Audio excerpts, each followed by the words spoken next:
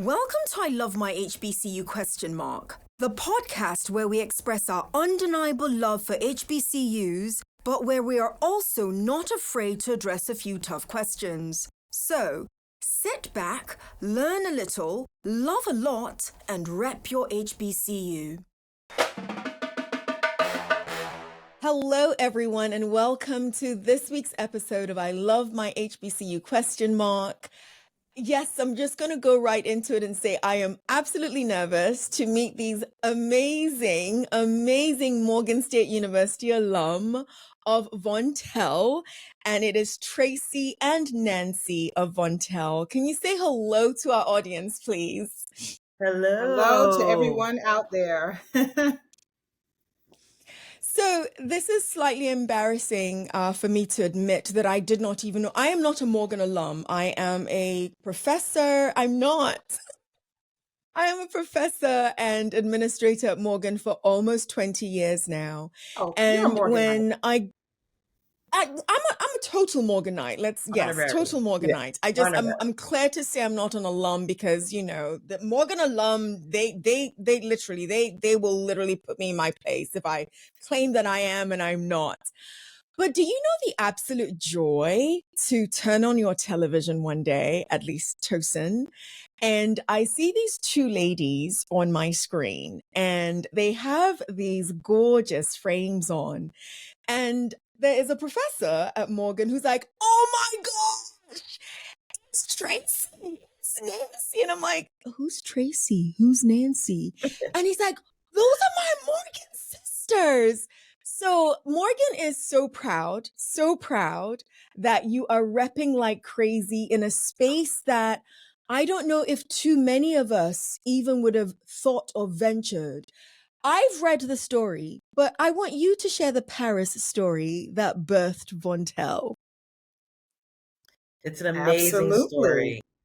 It's an amazing story. Think about this. You have a best friend, Nancey. She's my best friend. We met in Morgan State some 30 years ago. And, you know, when things happen in your life, you call your best friend to complain about it. So I lost a pair of glasses and I called Nancey to complain about it because one, glasses are expensive, and two, they just were looking boring, right? I was like, I want a new pair. I want to look for a replacement pair, but they just looked boring. They didn't fit well. I always had indentations on my nose and my cheeks, and I called Nancey to complain about it. And before you know it, she books a trip to Paris. Yeah. So we end up in Paris, and we go into, it's called Silmo. It's an expo. It takes place during Fashion Week. And Tracy and I enter. First of all, when you enter, it's this palatial entrance. And we take pictures, which we still can't even find. And we're so excited. But day one, we noticed something immediately. There's no one that looks like us there. Literally. There are 37,000 people that are attending this eyewear expo that is 4 football stadiums large, with manufacturers, with eyewear brands, everything you can think across the board. Everything. Everyone's represented except us. So it was at that point when Tracy and I looked at each other and we were like, aha, this is why glasses don't fit. We were never included in the equation. If you're not represented, you can't make glasses for your cheekbones or for your nose or for your head shapes. So we decided to create glasses for us. So I must say this, for those who are not watching, you are missing out on Tracy modeling a new pair literally every other minute, and it's gorgeous. And Tracy, you've worn about 3 of them now, and they have names. Can you tell us the names of the ones that you've been wearing? You started off with which one? So the blue and cream is called the Crescent. And again, we thought about our sorority sisters and brothers. And these are blue and cream. And if you're in Zeta or into Phi Beta Sigma, Sigma, yes, you would love these glasses. We did do a special Divine collection inspired by the sororities and fraternities because knowing that we went to a HBCU that we love so much and how many people love their colors to rep them. We got so much feedback from our customers. And the good thing about being a small company, emerging brand, you can listen to your customers and create based on what they need. So these are the crescents. I had on a pair of orange ones because I got to rep Morgan State. These are star geezes. These are actually for men, but women can wear them too. And they're just great. And then I had on another pair of blue glasses because I'm repping the blue and orange. This is called the Finer, also very translucent. The light catches it. It's just beautiful. And then I had on the Lenox Avenue green. We did a collaboration with the Harlem Haberdashery Boutique in New York. They've been in business for 30 years. They dress Fat Joe, Puff Daddy, all, Busta Rhymes. And we did a collection with them. And this is their Aviators. Wow. How do you come up with these names? Literally, we put a lot of thought into it. We don't just throw something to the wall. When we thought of the crescents, we realized that represented Phi Beta Sigma because they have the crescent. Finer, we realized for Zeta Phi Beta that they run on the word finer. And so everything we do, even the Lenox Avenue that Tracy has on, was selected by the owner and by one of the owners, co-founders of the Harlem Haberdashery. So everything is done with a lot of thought. We don't just throw it out there, but we give it thought, and we even give our own meaning and definition to everything. And Harlem Haberdashery is in Harlem. So Lenox Avenue is one of the famous avenues. So you want the glasses to mirror the streets, the whole ethos of Harlem. So we would not have a Harlem brand and not name them after the streets in Harlem. So we have the Lenox Avenue, we have the Sugar Hill, we have the Harlem Renaissance. So it's really beautiful. Yeah. And then the one that Nancy has on is the Rwanda Wayfarers, which is our number one bestseller, and they're orange and blue. Right. I had to ask because names have meaning, and we attach a familial sense when we hear those names. So I was getting warm as you described the meaning behind each one of the names.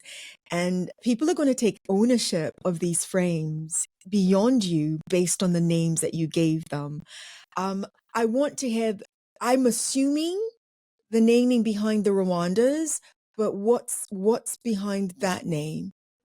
So Rwanda is a country in Central Eastern Africa. Absolutely. And bordered by the Democratic Republic of the Congo. So for us, we wanted to make sure that we also represented different countries in Africa. And they are known for their tapestries, which is why these glasses have such a beautiful tapestry to it. They are really into the beautiful colors it represents. And so that's why we did the Rwanda. So before I move on from, she's just modeling them. I want every single pair that Tracy is modeling, every single pair. I have not seen the Nigerian yet. We have not done that yet. Not saying that we won't get to it, but hold on. Africa is a very vast country, but also recognize that we represent the Latin culture. Yes, yes. We represent the Caribbean. So there's going to be more than that, East Indian. So you're going to see names that are drawn from all of these places. So they're not I'm not rushing you. Yes. So I'm not rushing you. I'm not rushing you. It will come soon. I'm not rushing you. I'm just being selfish. My heritage is Nigerian. So of course I'm going to be looking out for the Nigerian, but I'm not kidding. I love all of them because I'm also looking at colors and the colors are speaking to me. But absolutely. So I'm going to throw a rapid fire segment at both of you at 67 seconds. Nancy's ready. No, before Nancy's like, she's ready. If you are not watching, you're missing out. That's all I have to say. You are Tracy. Okay, Tracy might have to do one that's just I love my HBCU question mark. So that's all I'm going to wear like every single time I go somewhere. Seriously. Okay. I'm going to start 67 seconds on the clock. It's going to start after the first question is read, and either of you or both of you can answer the questions. Okay, we ready? Ready. Okay. Describe your HBCU experience in one word. Beautiful. Crazy. Crazy, beautiful. I love it. Crazy, beautiful. Who was your favorite professor in college? And I want that from both of you. Dr. Kamara. I was a political Dr. science Kennedy. major. Dr. Kennedy. Dr. Kennedy, communications? Yes. Wow, amazing. And when I got to Morgan, he was still there. He's not there anymore, but when I got to Morgan, he was still there. If your time at your we talked about music and their beautiful voices, that they could easily be Beyonce's backup singers, but they disagree with me. However, if your experience at your HBCU was a song, what would the title of the song be? Good one. That is hard. A song. I would think it would be The Bridge is Over. The butt, doing the butt. Doing the butt and the bridge is over. That reminds me of We were college. always on the bridge. So Tracy is doing the butt, and Nancey is the bridge is over. Middle class, the bridge is over. That ends the 67 seconds. That was fun. Thanks for engaging with me on that. How did you make for each of you, how did you choose Morgan? There's so many HBCUs around. How did you make Morgan home? How was that selection journey for you? For me, it was my very first year. I went to SUNY Westbury, but I always wanted to go to a Black college. I think I was a little nervous, but then School Days came out. And I watched School Days, and I remember the Cosby Show, and then The Different World, and I was like, "That's it. I'm applying." And of course, I applied to Howard, Morgan, and Hampton. Those was my three. The three. And I had a lot of friends that went to Howard. My mom said, "If you go there, you're going to be partying, not studying." Hampton had put me on the wait list, so Morgan was it. And I went to Morgan, and I saw the campus, and it looked like a church. It was just so beautiful with the white rocks, The campus itself was just beautiful. And I landed at Morgan. I transferred from Westbury and went to Morgan, and I never looked back. It was like the best decision I ever made. You're the first person that I've heard describe it, that it looked like a church. However, those white stones that you refer to, actually, I don't think it's the catalyst. I don't want to get it wrong, but it's one of the reasons that led to us being known as a national treasure. Like, seriously. Yeah. So There's something to that. There's something to that. It's How about beautiful. you, Nancey? Well, I just learned something from Tracy that we both again have in common. So I applied to Morgan, Howard, Hampton, and Temple. Temple, okay. And what happened was Hampton put me on the wait list. I did not get accepted to Howard, and Morgan was up, and at the time my boyfriend was going to Norfolk, so I didn't want to go to the same school that he was going to. So I determined, and my other best friend who went to high school with me she decided Morgan was the school she was going to go to. So I said, you know what? I did some research. I learned a little bit about it. I learned about Earl G. Graves and a couple of other well-known individuals that went to Morgan. And I said, Morgan is it for me. And when I got there, I just fell in love. And I also wanted to be far enough from New York so that my mother couldn't visit me. I love that. I love that. How did your I saw mom her feel do about that with my sister. My sister went to Stony Brook, and she visited her every month. And I was like, nope. No, that's too much. I got to leave the state. Too close for comfort. What's the name of the one you have on now, Tracy? Ankara Aviator. If you can look closely, we have an Ankara print on the temple. Absolutely. I see that. And this is our number one men's selling sunglasses. They were in the Hollywood Reporter. Of course, women wear everything. But yes, these are made with men in mind. But they're beautiful chocolate brown. And when the light hits it, it's just amazing. But yes. I'm going to keep asking. I'm going to keep asking for these names. Names mean, if you can't tell, I love names. You have so I'm going to keep asking. names for the glasses. You do. Ankara Aviators. You do. Oh, we should get a slew of them for some students at Morgan for homecoming. Okay. Tosin. Oh, we have the right one for Morgan's homecoming. Tracy, did you put on the Kente, orange, Let's the see. blue. Do you have the Kente orange? I don't think I have Let's those in see front it. of me. No. Okay.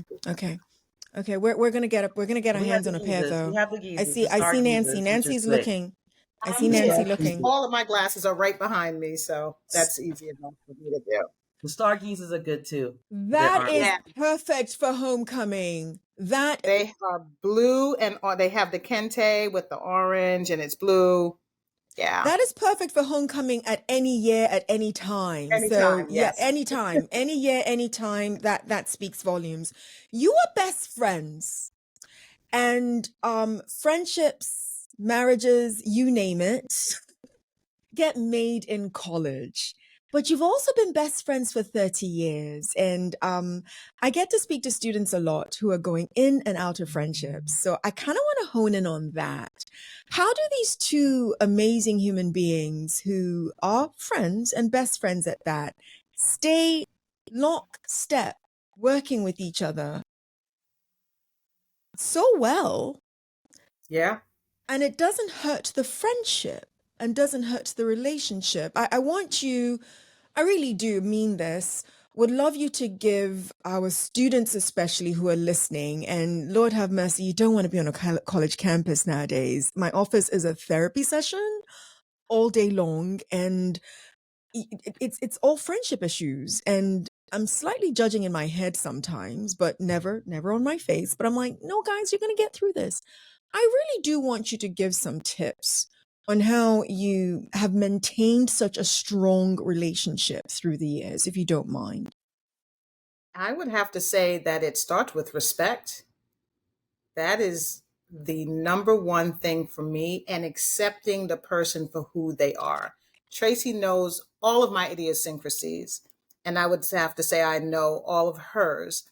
And so it's almost like a marriage because we've been there for each other thick and thin. And I'm sure Tracy has other adjectives that could describe our friendship. But for me, it's those two things. It's definitely respect.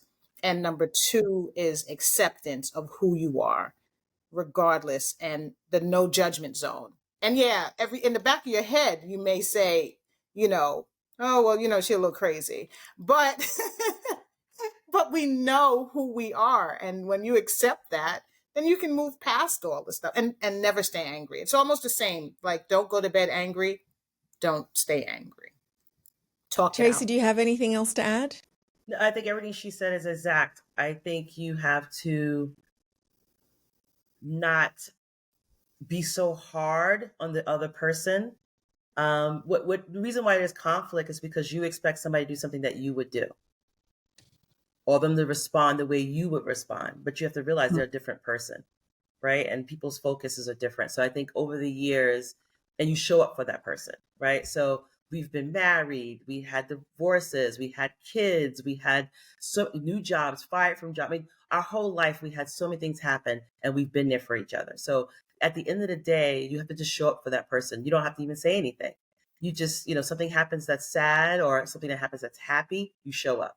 And that's what a friend is, right? You just show up. You're not judging the person. You're not saying you messed up or that's not right. You accept them for what they are, how it happened. They're upset, you're there. They're excited, you're there. You just show up for that person, and then you realize maybe you would have done it differently, but that's you. You can't put that on someone else. And then when you realize that, then you just keep going.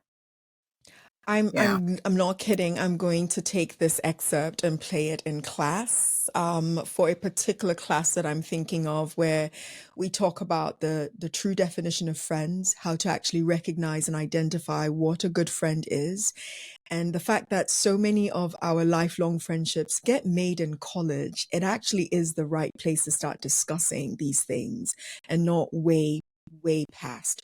What was it about each other while you were at Morgan State University that made you say, I like this one? She had the same level of craziness as I did. The same level of craziness. Okay. How about you, Tracy? I think when you're young, when you're in college, you meet the person before husbands and wives, before the big jobs, the C-suites, before you're making any type of money personally. I don't know what your parents make, but so this is you at the core of who you are. And when you guys can, hang out, me and Nancey were totally different. I mean, believe me, I would hang out. I would go to the clubs. I was drinking, having fun. Nancey didn't do any of that. And we were like, all right, she's a designated driver. We used her skills. We were like, okay, if you're not going to be the one, we want to party. You're the designated driver. And we accepted her for that. We didn't put her down for it. We didn't tease her for it. We needed her for that. Absolutely. So we basically used each other's strengths. And like I said, being totally different, it's okay because you want to be able to kind of like, but we just had fun. And like I said, we just showed up for each other. And I think that was, I remember when Nancey got a car, and I always tell this story. This is when I knew we were best friends. She got a brand new car, it was a stick. It was a stick shift. I had a 5-speed stick shift, yeah. But she didn't have a license, and she wanted to go visit her boyfriend. So she said, the judgment on my face. She had a car, no license. So I had the license, but I had to learn how to drive. You know how to drive a stick. So I learned, she teaches me how to drive stick, but she cannot drive the car. I can drive, but I can't drive legally. Right, because she has no license. So I learned in like 20 minutes, and then I drive with her to Virginia to see her boyfriend. Like that's what friends do. Like that's what I'm talking about. We did the crazy stuff. Does Morgan feature consistently as you have graduated, gone through different jobs? And when I say does Morgan feature consistently, I think the question I'm really asking here is, what impact can you look back on and say, Morgan did this? Or Morgan made me this? Yeah, I would have to say that for me, one of the biggest things is confidence. You can learn about books and, you can learn knowledge, but they taught you to be very proud. They taught you to know how to speak for yourself. Our first year there was a sit-in that was led by Travis Mitchell, I believe his name is. And we had that sit-in, and it taught us that you stand your ground when something is important to you. And also walk into a room and know that you belong and don't have fear.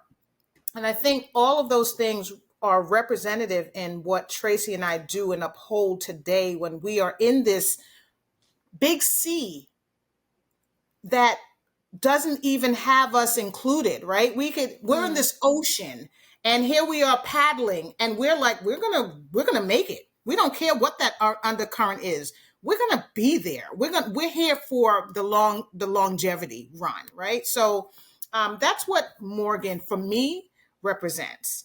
It represents all of those things, and then on top of that, I learned about Carter G. Woodson. I learned so much about so many different people that it just made me the woman that I am today. How about you, Tracy? 100% everything Nancey said. Your HBCU gives you like a blanket. You feel warm, you feel cozy, you feel safe. You learn about your other historical, greats. And then it teaches, like she said, the confidence. I went straight from Morgan to graduate school, and then down the road became a CFO, Chief Financial Officer of several hospitals here in New York City. I would not have made it to the C-suite if I didn't have that Morgan love, that blanket, that base that says you could do anything. Don't let anyone stop you. You are just as smart. You belong. I never had, they use that term, imposter syndrome. Never had it because Morgan was like, you deserve to be there, right? So I never had that. I think we were so lucky enough to get an opportunity to be on the Kelly Clarkson show, and we got to go to Abu Dhabi. And in an interview, she said, was you scared? Was you nervous to be there? And I said, absolutely not. We were excited to meet those people, but we were not scared. So, we're not fearful of someone who makes more money or who may be a higher fame status. That doesn't mean anything to us. I think it's the fact that, yes, we're here. We're here with you. We got here by our hard work, and our hard work got us here next to you. And this is why we're here, and we're going to keep pushing. So I think it just gives you a level of confidence and security that you don't get when you go to another school because you're the minority, right? When you're the majority, this is your place. And that really makes a big difference. And I do see, the kids today are a little bit more different. I think they just have a different level of security because we've gave them so much stuff. Like my son, he's got it. He's great. But when you're back in those days, it was really hard for us to kind of, I was the first college graduate in my family. So to do that and still move forward, to move in, business, now to create our own business, to be here with you, Tosin. It's just amazing. And I think Morgan has HBCUs, Morgan State, they help you just say you can do it. I get a sense of a self. I get a sense of, I think it's beyond confidence as I'm listening to you speak, a sense of just knowing who you are. And I get the sense that that blanket that you described helped solidify that and has grown. I would be honored to stand with you in any room because I feel that some of that will just ooze around you. Both of you, as I listen to both of you talk, I hear confidence. I hear just a concrete knowledge of self, and I wish that upon all of us, and I wish that upon especially students going to HBCUs right now. And with that, what advice would you give them? And you can give that advice in the sense of what you would have told your college self or your freshman self, or just what you would want students at your HBCUs to know about their experience now. Because I meet them wanting to think about where you are and already seeing themselves there. Not in that manner of you should see yourself where you want to be. I get the sense that for many of them, they think it should happen right now without going through the journey that all of us have to take to get to wherever it is we're going to go.